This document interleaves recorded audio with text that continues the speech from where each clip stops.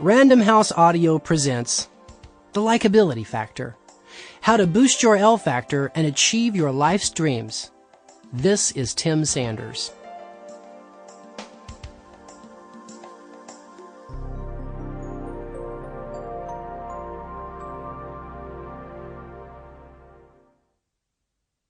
In the spring of 2002, Don Anthony, known as the Don of morning show radio disc jockeys, asked me to give a speech at an annual boot camp conference for DJs. The topic? How to get people to like you. Don came up with the idea because, he explained, morning show personalities aren't always likable people off the air. Their fans may love them, but their co-workers don't. They have a tendency to burn bridges with their sales and production staffs and to fight with their station managers.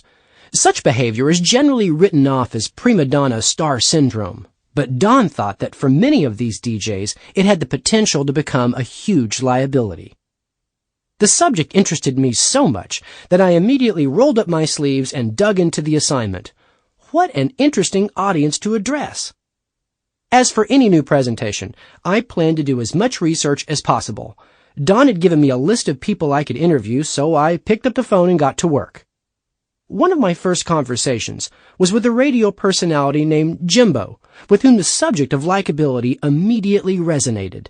Our long talk soon shifted from his radio audience to his concern about just one person, his morning show partner, Michael Diamond. Michael's real name is Mikey Wills, but when he became a shock jock, he selected Michael as his professional on-air name because he figured no one would be afraid of a guy named Mikey. He added the Diamond because it sounded good, and soon enough, Michael Diamond was a well-known on-air schmuck. He quickly became effective in his new, unlikable role. He learned how to insult anyone on any topic. He figured out how to push people's buttons in the meanest way possible. He was willing to say anything to keep the audience's attention.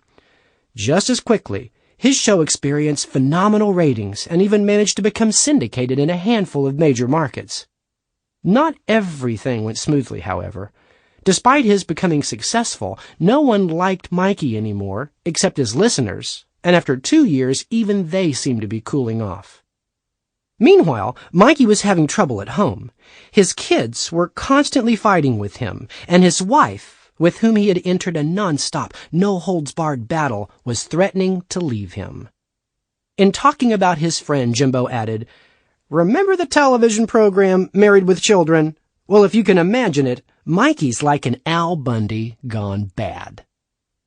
Nevertheless, Jimbo wanted to help Mikey because the two had grown up together. From grammar school through high school, Jimbo recalled that Mikey had been one of the most popular people around.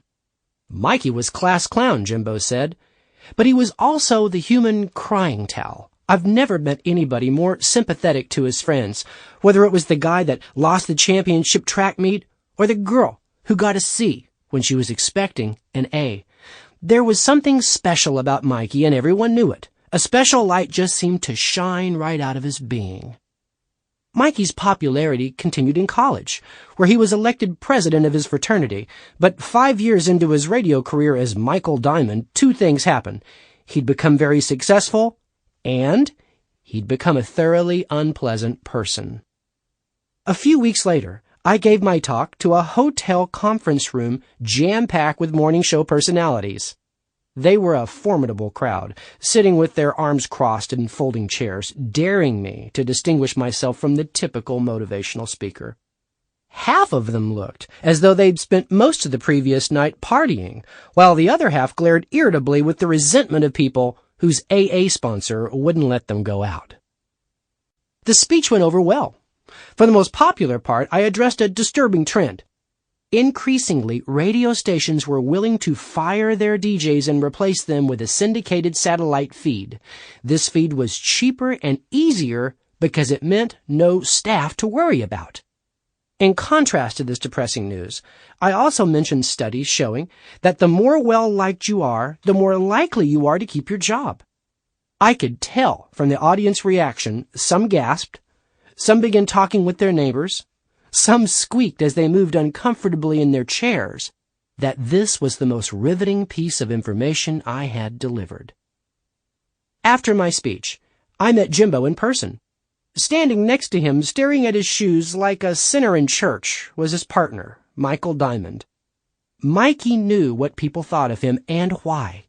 As we talked, he glanced furtively from side to side, as if fearful that one of his colleagues would see him talking to me and yell, "Hey, Tim, don't waste your time talking to that jerk."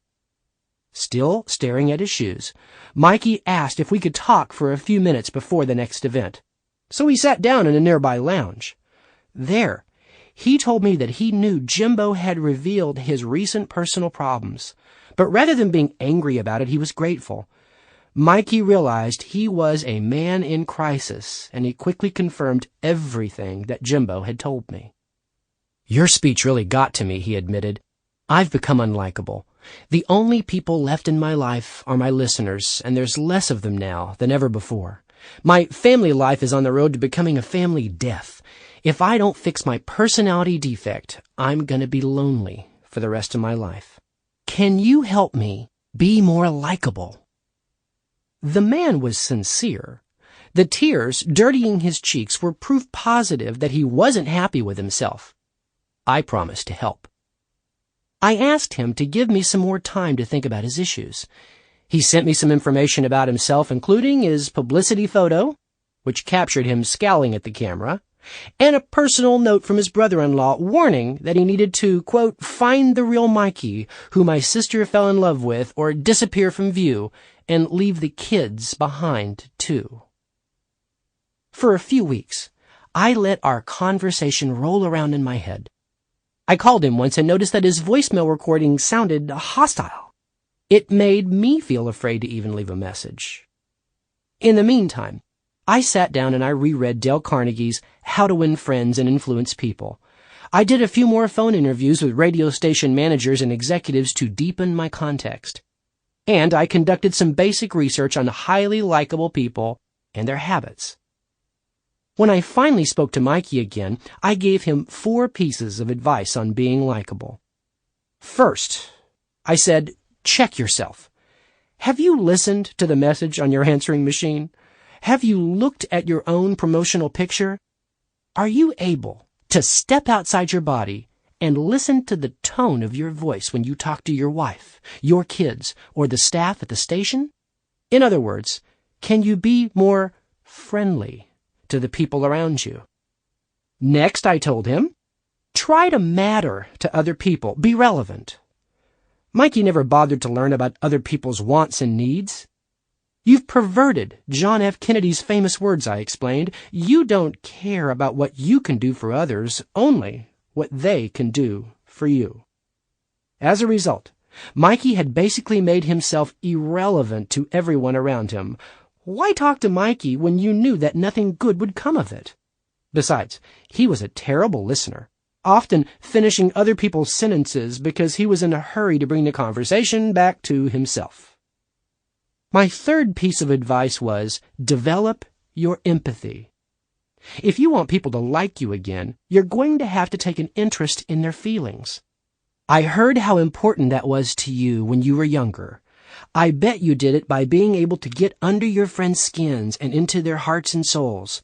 Once, you knew what it felt like to be someone else. It's time to go back. Do it again. Then, I paraphrased Dale Carnegie. You will win more friends in the next 2 months, developing a sincere interest in 2 people, than you will ever win in the next 2 years, trying to get 2 people interested in you. My final piece of advice was get real. I told Mikey to ask his wife why she'd fallen in love with him, and to ask Jimbo why he still liked Mikey so much. I challenged him to find out what was truly likable about his personality, and then to bask in it. Likeability doesn't work if you have to pretend, I said. Everyone's likable. But people can tell the difference between sincerity and insincerity. Be the best Mikey you can be. A few months later, Jimbo called me with an update. Michael Diamond was acting like Mikey again. He was also working on a format change for the show, switching from nasty shock jock to... Sample complete. Ready to continue?